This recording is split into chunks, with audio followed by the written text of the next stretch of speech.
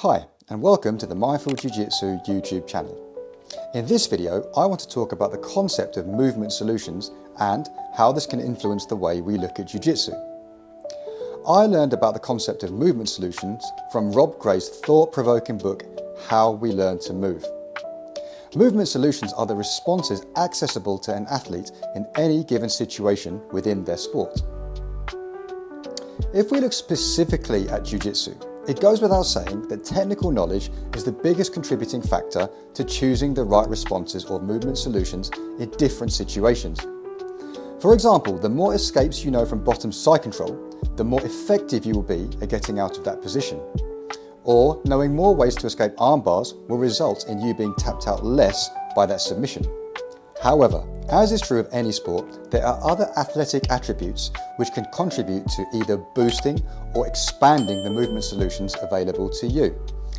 And in a matchup where technical differences between two athletes are negligible, it is the competitor who has access to more movement solutions who is likely to prevail. My goal in this video is to get you to consider what attributes you might need to dial up to enhance or add to your current set of movement solutions. I want to look at two main attributes which impact any athlete's movements: strength and power, which I will group into one category, and flexibility. I'll start by looking at strength and power. Now, I'm sure that some of you will be thinking, but Chris, strength and power are two separate attributes, and you would be right. Strength relates to the maximum force that a person can generate, whilst power pertains to that person's ability to exert that force as quickly as possible. I group them together because for the purposes of jiu-jitsu, strength and power go hand in hand. The strongest and most powerful athletes will always have advantages. They often harness these advantages to compensate for suboptimal technical ability. However, regardless of size, the way I like to think of strength and power is that an improvement in both attributes through some form of resistance or weight training will enhance every single movement solution that you have in your toolbox. Let's look at some specific examples. An increase in your strength level will allow you to have stickier grips in gi or no gi. In my opinion, there's nothing worse than trying to break vice-like grips, particularly if your opponent pinches your skin through the gi. Elevated strength will also make any sort of frame you use more robust. One of my biggest personal frustrations is passing the legs of strong opponents only to be met with piston-like upper body frames, preventing me from consolidating chest-to-chest control. Developments in isometric strength can also have upsides in your submission rate. Just look at the recent fight between Khamzat Chimaev and Robert Whittaker to illustrate this point. The extreme crushing pressure that Khamzat applied with his rear naked choke shattered Whittaker's jaw, pushing his bottom row of teeth back into his mouth. And by the way, please note that I am not encouraging you to mandible choke your training partners, since that's a surefire way to lose friends. Becoming more powerful has the same benefits.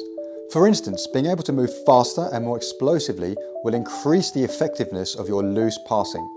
It will also allow you to win more scrambles, whether you choose to wrestle up off your butt or initiate takedown sequences from the standing position. To use an analogy, I believe that strength and power acts like polish. It makes your movement solutions shinier and glossier. I now want to talk about flexibility as an attribute to complement your jiu-jitsu. While strength and power will enhance all of your current movement solutions, flexibility can give you access to a greater number of movement solutions. Let me explain what I mean. One obvious area where flexibility can expand movement solutions is in guard play.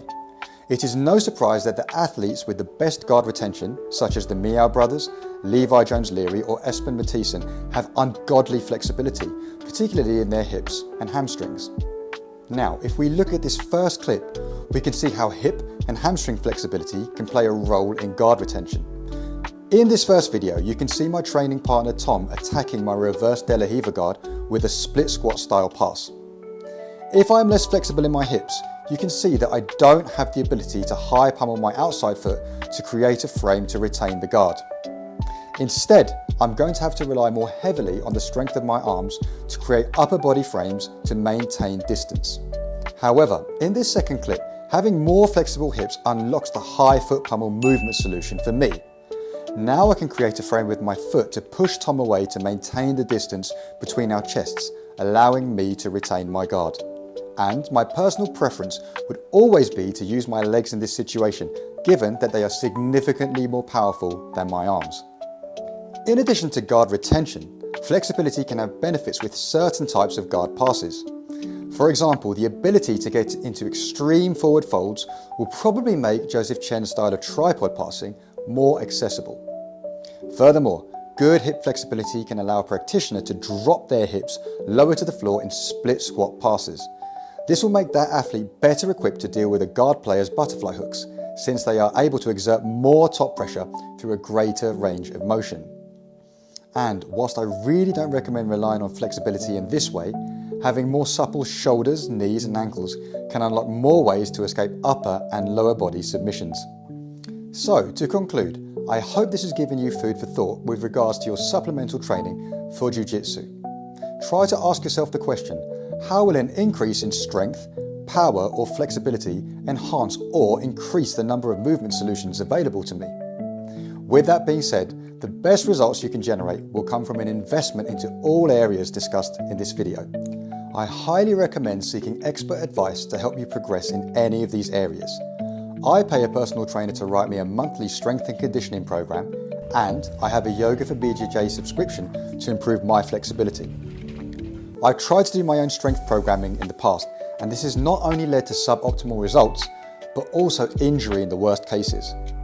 Of course, one thing I haven't mentioned yet is that the stronger, more powerful, and more flexible you are, the more resilient your body will be to injuries. So, this is another positive reason to devote your time and energy into improving these attributes. But I'd love to know your thoughts. What exercises are you doing to increase your movement solutions for jiu-jitsu? Please feel free to leave a comment, and if you could like the video and subscribe to the channel, I would really appreciate the support.